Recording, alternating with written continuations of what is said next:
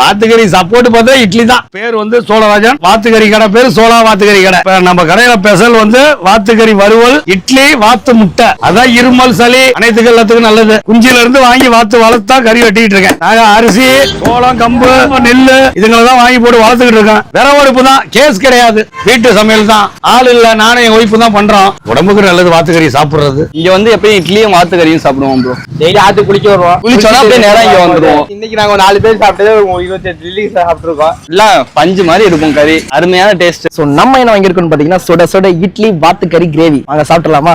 ஆஹா, என்ன மிதக்க கிரேவி இருக்கு. வாத்து கறி ஒண்ணு சாப்பிடலாமா? பாருங்க, சுட சுட இருக்கு, கையில பிடிக்க விட முடியல, செம சுட இருக்கு. கறி நல்லா சாஃப்டா பஞ்சு மாதிரி இருக்குது. சரி, நம்ம இட்லியோட அந்த கிரேவி சாப்பிடலாமா? வாத்துக்கறி கிரேவியோட ஒரு டிப் பண்ணி எடுத்து சாப்பிடலாமா? வேற லெவல்ல இருக்கு. நம்ம திருச்சி சத்தாமாசம்ல இருந்து 1 கிலோமீட்டர் கரூர் ரோட்ல குடமுருட்டி பாலம், உறையூர் போற வழி, கோணகரை ரோடு, சோழா வாத்துக்கறி கடை.